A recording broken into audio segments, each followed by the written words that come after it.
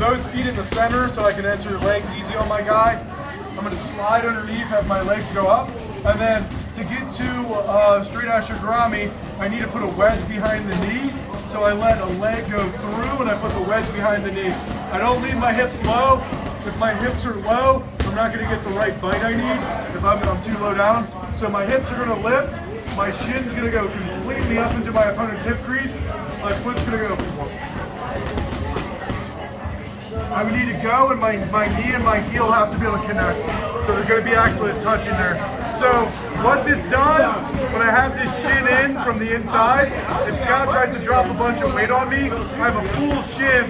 That wedge is going to keep him away, really braces his weight. But look, if Scott kind of pulls this thing off and just starts to walk away, he can gazelle out easier.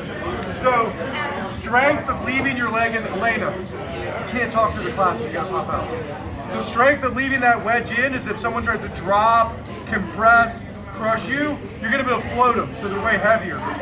The weakness of leaving this wedge in is when I have one shin can collapse like that, it's harder to hold on to the person.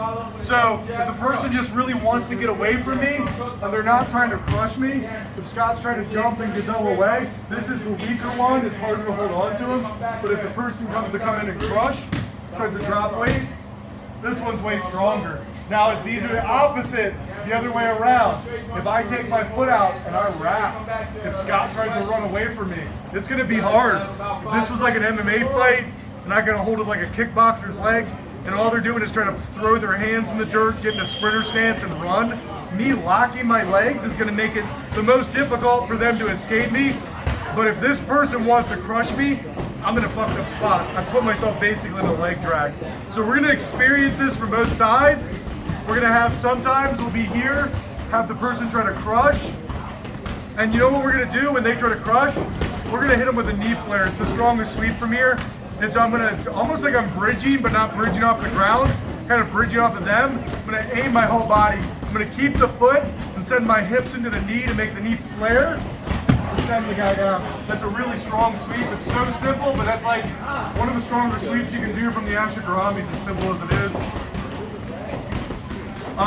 Then we'll do some where we have the leg wrapped and Scott tries to get away, and I got him stuck. And I'm like, sweet, that's hard for me to get out. But then we'll feel why these positions are fucked up. And what's the weakness? When we're here, we're going to let Scott crush, so he would lean just so they can see where the legs are. Okay. He's going to start to extend his knee over his toes until his knee can hit the ground and his foot can flip. Wow! And then as soon as that happens, he's just going to get some kind of attachment to my upper body, extend his right leg until he crushes his way out. Very uncomfortable for the guy underneath. And then we'll do some this escape when we're in. Scott's going to peel this off, take a gigantic step over my head, and then ballerina toe his way out of there. So feel these two out. If I got Scott down, they're really cool. He's going to go here, he's going to come up, connect. He's going to have it without the wrap, so it's just here. When I try to crush, it's easy for him to absorb it, and then he's going to sweep in this direction. Takes my weight off my foot, great for setting up leg locks, easy sweep. And then feel the weakness to this. Oh, if I get this strip and I step, it's hard for him to hold on to me. It's an easy clear. And then we'll come up, we're gonna do an outside wrap. So when those legs are locked, feel how you could not just step and run away from him. The lock actually helps him stay way more stuck. The weakness to the lock, nothing's under my hips. His leg is across the outside of my hip. He's in a leg drag. If I can lean forward enough to flip my foot and drop my knee, not only is this gonna like press in a leg drag, it's very uncomfortable. It's like a soul crusher in a tournament if you do it. Get some upper body attachment, extend until you get loose, and then you're past the guard.